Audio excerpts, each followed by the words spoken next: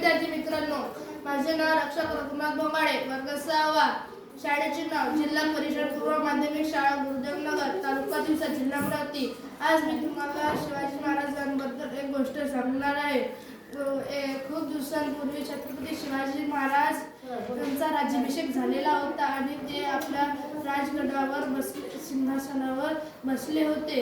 पण राजमहालात सगळे मंत्री बैठक बसली होती आणि त्यांमध्ये एकच विचार होता की अफजल खान हा तर 5 लाख सैन्यांचा राजा, मुघलांचा राजा, आपल्या प्रतापगडावर राज्य करायला येऊ राहिला आणि आपल्यापाशी एवढी सैन्य पण नाही की आपण त्याला हरवू शकू.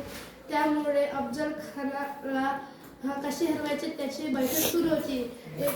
शिवाजी महाराज म्हणतात की आपण त्याला धोक्याने या आपल्या प्रतापगडाच्या भोवताच्या जंगल पार करायला लावू आणि इकडं बोलावून त्याच्याशी वादविवाद करायचे आणि बोलायचं, असे शिवाजी महाराजांनी ठरवले. आणि तेवढ्यातच अफजल खानाचं पत्र आलं आणि त्या पत्रात लिहिली होती की काय शिवाजी, कुठला शिवाजी, आता कसं युद्ध करशील, एवढ्या मोठ्या सैन्यांसमोर राहू शकणार की नाही. तेवढ्या मग ते शिवाजी महाराजांनी एक पत्र पाठवले, मला माफ करा मुघल साहेब, आम्ही हारलो.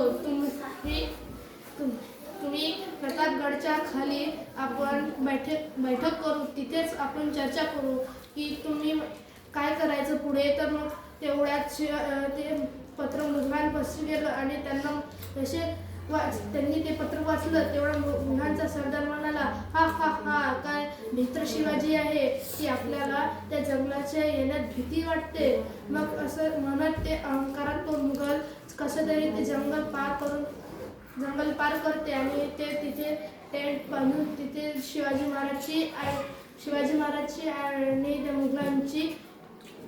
त्या मुघलांची बैठक होती. तेवढ्यात शिवाजी महाराज पण आले. ज्या दिवशी त्यांची बैठक ठरणार होती त्याच्या आदल्या दिवशी शिवाजी महाराजांच्या स्वप्नात स्वतः माता भवानी आली. त्यांना सांगितले की तुला अफजल खान धोक्याने मारणार आहे. ते जास्त त्या शिवाजी महाराजांना स्वप्नात कळाले की आपल्याला अफजल खान धोक्याने मारणार आहे. तर त्या शिवाजी महाराजांनी वाघनखे, कवच, त्यांचं जे टोप, पट्टा, कमरपट्टा सगळं तयार ठेवलं आणि ते पहिले त्यांचे वस्त्र घातले. मग त्यानंतरच त्यांनी कपडे घातले. तेव्हा ते तिथे गेले. तेव्हा मुघलच्या त्या टेंटमध्ये गेले आणि त्या मुघल म्हणाला, ये शिवाजी असं म्हणाला. मग शिवाजी महाराज पण त्याच्याजवळ गेले आणि शिवाजी महाराजांना त्यांनी आपल्या पाठीत पकडून दाबले आणि मारण्याचा प्रयास केला.